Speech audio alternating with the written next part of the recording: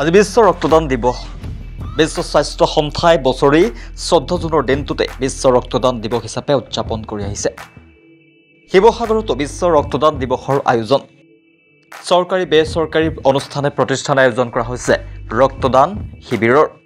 শিৱসাগৰৰ দৃশ্যপথ শিৱসাগৰ নামৰ স্বেচ্ছাসেৱী সংগঠনৰ উদ্যোগত তথা মাৰোৱাৰী যুৱ মঞ্চ শিৱসাগৰ প্ৰগতি শাখাৰ সহযোগত শৰ্মা নাৰ্ছিং হোমত উদযাপন কৰা হৈছে বিশ্ব ৰক্তদান দিৱসৰ। এই উপলক্ষে অনুষ্ঠিত কৰা ৰক্তদান শিবিৰ মুকলি কৰে শিৱসাগৰ জিলাৰ সহকাৰী আয়ুক্ত সুব্ৰজিৎ খাউণ্ডে।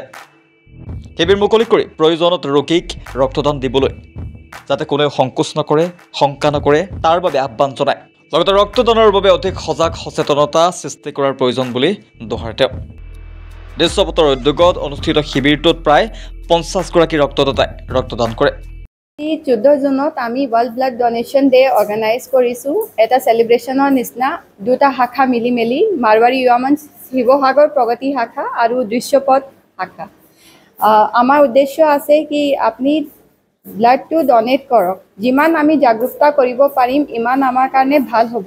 আজি মানুহ যেতিয়া তেজ লাগে তেতিয়া কোনোবা দিবলৈ নাহে।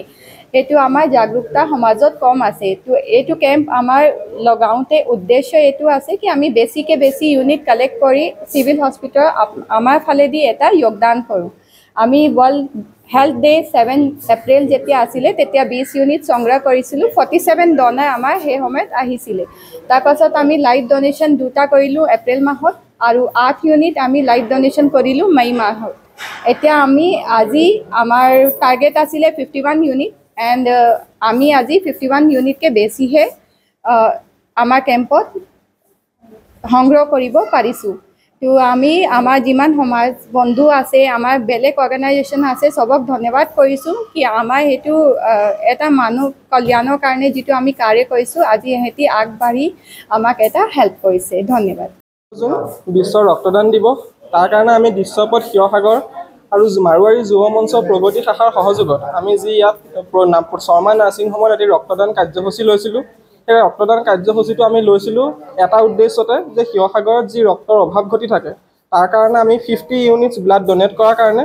আৰু আপোনালোকক জনাবলৈ পাই সুখী হৈছোঁ যে আমি 50 ইউনিটতকৈ বেছি প্ৰায় 55 ইউনিটছ আমি ডনেট সংগ্ৰহ কৰিবলৈ সক্ষম হৈছোঁ। আমি প্ৰায় 55 ইউনিটছ আমি ইয়াত সংগ্ৰহ কৰিছোঁ। সেইটো শিৱসাগৰবাসীৰ বাবে এতিয়া খুব ভাল খবৰ। আৰু আমি যি কাৰণে এই প্ৰচেষ্টা হাতত লৈছিলোঁ আমাৰ উদ্দেশ্যটো সফল হৈছে। ধন্যবাদ।